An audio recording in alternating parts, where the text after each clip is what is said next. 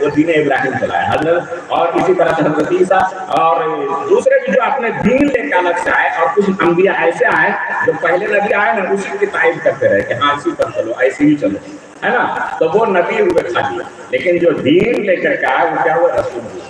تو ہمارے نبی محمد رسول اللہ صلی اللہ تعالی وسلم نبی بھی ہیں اور رسول، کیا ہے؟ نبی بھی ہیں اور رسول بھی ہیں۔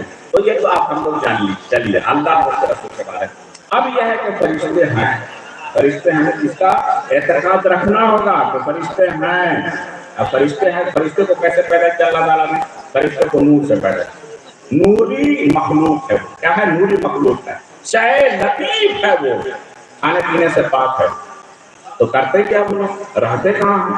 تو اللہ تعالیٰ نے جن کو جہاں ڈیوٹی لگائی ہے، کسی فرشتے کو ہوا چلانے پر مقرر کیا گیا، کسی کو پانی برسانے پر مقرر کیا گیا، کوئی بیت المعمور میں عبادت میں مصروف ہے، کوئی سجدے میں ہے، کوئی رکوع میں ہے، یعنی جس کے جو کام سپرد ہوا وہ اپنے اپنے کام میں لگے ہوئے ہیں۔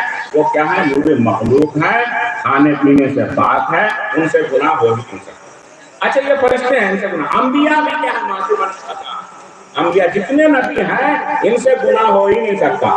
اور کوئی کہے کہ آپ اللہ نے آپ کے گناہ کو معاف کر دیا، اگلے بھی اور پچھلے بھی، تو کیا اس کو ہم لوگ تسلیم کریں گے؟ ارے جب نبی کو گناہگار کوئی کر دے تو وہ خود بتے گا کیا؟ اور پھر دوسری بات کیا ہے کہ نبی کیسے مانتا ہے آدمی، ہم کو یہ نہیں سمجھ میں آتا۔ ہم کو تو یہ بات سمجھ میں آتی ہے کہ اگر نبی کی ذات میں ذرہ برابر بھی کسی طرح کی اگر کوئی نقص یا عیب اگر ڈھونڈنے کی کوشش کیا وہ قسم خدا کی پوری شریعت مسلوب ہو کر رہ جائے گی۔ مسئلہ انسان ہے، انسان سے بھول چک ہو سکتی ہے، ہو سکتا ہے قرآن پاک میں لین دین میں کچھ بھول ہو گیا، کہیں بہت ساری خرابیاں لازم آئے گی، اس لیے ماننا پڑے گا کہ میرا نبی وہ ہے جس کا کوئی جواب نہیں ہے۔ بادل خدا بزرگ کوئی قصہ مختصر، اگر خدا کے بعد کسی کی عظمت و عظمت ہے وہ نبی اکرم صلی اللہ علیہ وسلم ہے۔ تو رب فرماتا ہے وَمَنْ كَانَ يَرْجُو لِقَاءَ رَبِّهِ فَلْيَعْمَلْ عَمَلًا صَالِحًا، جسے یقین ہو کہ وہ اپنے رب سے ملے گا تو اسے عمل صالح کرنا چاہیے۔ عمل صالح کیسا عمل؟ جس عمل کے اندر اخلاص ہو۔ میلاد سنیں، اخلاص کے ساتھ سنیں، ثواب ضرور ملے گا۔ میں نے کہا نام حسین لیجئے، نام حسین محبت سے لیجئے، یقیناً آپ کو فیضان حسین آپ پر برسے گا، یقیناً اس نام سے آپ محبوب کا فیض سے آپ مالا مال ہو سکیں گے۔ تو رب کہتا ہے کہ جسے یقین ہے، اب تو یہاں یقینوں نہیں ہے بھائی، کہتا ہے کہ مرنے کے بعد کیا ہوگا کس نے جانا، ایسا بولتا۔ اگر ایسا کوئی مسلمان بولتا ہے سمجھ مسلمان نہیں، شیخ پر ایمان لائے ہو، نبی نے فرمایا ہے، پھر اس میں شک کر رہے ہو، اس میں شک کر رہے ہو۔ ارے ہونا تو یہ چاہیے کہ اگر آج کوئی نبوت کا دعویٰ بھی کرے تو اس سے دلیل مانگنے کی ضرورت نہیں ہے، میرا نبی آپ نے سمجھا ہے اور کچھ لوگوں نے لکھا بھی ہے کہ آخری نبی یہ دوسرے معنی کرتے ہیں۔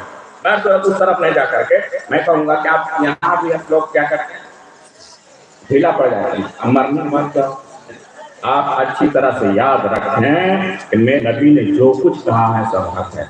اور ایک بات یہ بھی سن لیں کہ آپ گوشت جو ہے سڑ گل کر کے مٹی میں ضرور مل جائے گا، لیکن پروردگار عالم نے اپنے قدرت کاملہ اور حکمت بالغہ سے آپ کی ریڑھ کی ہڈیوں میں ایسے آئٹمس رکھ دیے ہیں جس پر ایسے ذرات رکھ دیے ہیں جس کو آپ کسی مشین سے نہیں دیکھ سکتے ہیں، اتنا چھوٹا، اس کا ٹکڑا بھی نہیں کیا جا سکتا، اتنا ٹکڑے کا لاش ٹکڑا ہے وہ، تو اس کا ٹکڑا بھی نہیں کیا جا سکتا۔ وہ کیا ہوگا؟